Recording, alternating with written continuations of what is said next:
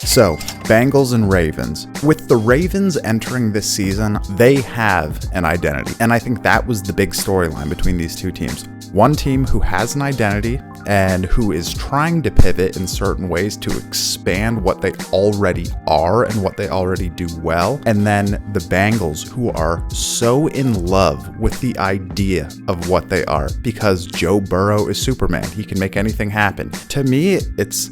if you have a hurt quarterback, your stud, your guy who you just gave $275 million, you don't have to prove that he's worth that much week in and week out. Joe Mixon, 4.5 yards per carry, and they only gave him 13 carries in that game. It's not an indictment on Burrow's ability if you give Mixon 25 carries in that game and do more to just stay ahead of the chains in early downs and then ask Burrow to do his part later on. So that was one really big thing. And another minor thing from this game is just OBJ.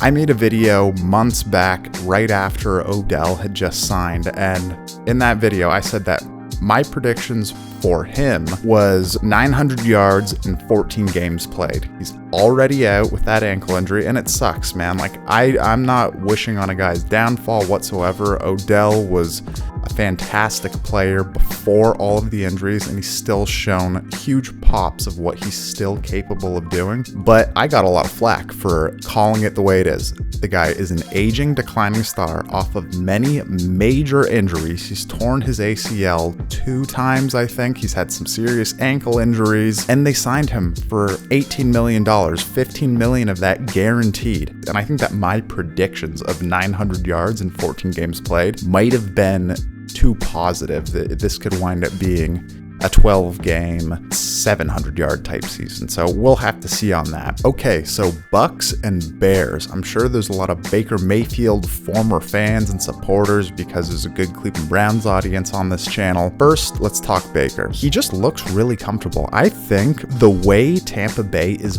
built is perfect for Baker's situation because Tristan Wirfs is a rock-solid left tackle. Huge body, extremely physical, keeps the pocket clean. He's not Jedrick Wills playing left tackle where you're always a 50-50 chance of winding up on your back because the guy gives up on blocks. So they have him, they have Godwin, and I think Mike Evans is the match made in heaven for Baker Mayfield. He's the perfect receiver for Baker Mayfield. Big frame, can kind of handle some of those smaller inaccuracies when Baker misses high a lot. And there were a couple plays where Baker was scrambling to his left and just tossed the ball down the sideline, and it would have been a throwaway. If it was a 6-foot receiver or under, that would have been incomplete pass out of bounds. But Mike Evans goes up, plucks it out of the air, breaks a tackle, and extends the play for 35+ yard gain. So I think Baker on this team is exactly what he needs. The Bucks are underdogs. A lot of people thought they'd be tanking. I thought they'd be a 2-win team, but they've already hit that mark. There's the drama of this is kind of Baker's last stop in needing to prove himself. There's all the drama with his family right now stealing money from him. So it's kind of shaping out to be picture perfect. Everything that Baker needed to be an underdog, to have a solid offensive line and a great left tackle, to have big receivers to be able to throw the ball to. It's just working out for him right now. And with that division, it's them and the Saints who are going to be competing for this thing going forward. So I'm really happy for Baker. I was a realist with him as a Browns fan where I understood what he was. And his biggest thing is just his nervousness in the pocket. He never really feels fully relaxed and it's just a little bit sporadic. And I do think he definitely still has that. You can see it in his feet. It's very jumpy still, but there's something slightly more relaxed about him. And I think a big thing about that is having Evans as an outlet and Tristan Wirfs blocking for him on that left side makes you feel a lot more confident in there. So pretty good stuff from there. In terms of the Bears, man, you just got to let this thing ride. You're in the sweepstakes for one of these quarterbacks who are coming out, but you still have Fields who on some drives looks like an NFL quarterback and obviously has the skills of one of the better athletic quarterbacks we've ever seen. So it's such a bind to be in. You're saying, how much more leeway and development do we give to this guy versus do we do something now to try and win now because the NFC North could be kind of open? They're just in a position where I think you have to let Fields keep trying to work it out. Super sad to see. I had pretty high hopes for Fields. I'm not completely writing him off yet, but it's just he misses layups left, right, and center. It's a lot of what made Baker a hard watch in Cleveland. Just you have the shots right there. You just have to connect, and they just can't put it together. And maybe a lot of that is just being hit a lot in the pocket. So we'll have to see. Okay, and now Chargers and Titans. Brandon Staley feeling the heat, and rightfully so. That whole freak out in the press conference at the end to say, no, we don't have a hangover from the Jacksonville game. Our team is connected. Our team has played its heart out in 2 games, and we've lost 2 tough games. But it has nothing to do with the Jacksonville game. It's a convenient storyline for you and for everybody else. Yeah, we just lost a game in overtime, Jeff. So how do you think the mood is? How do you think the mood is?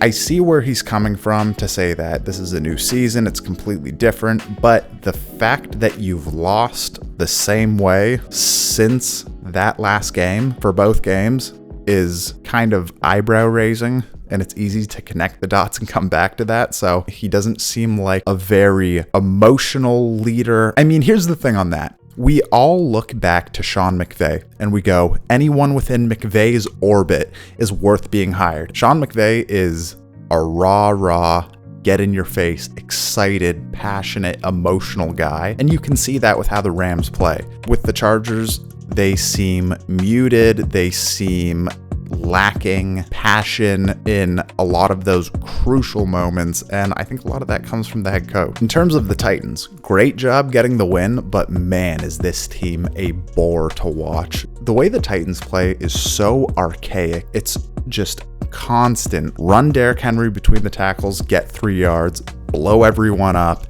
and pray to God he can break a big one by the 3rd or 4th quarter. And I was saying preseason that you cannot keep giving Derrick Henry 350 carries a year and expect him not to break down. They can zero in on the run so easily against Tennessee, and Derrick Henry is just getting beat up week in and week out because of it. He's getting met by 6 guys in the hole no matter what, so it's not sustainable whatsoever, and I think there's going to be some serious breakdown there. In terms of next week, this Chargers-Minnesota game next week, both of those teams are fighting for their lives. I think that Kirk and Jefferson are more aware of the reality that this is probably their last season together, so I think they are going to be a tough team to beat.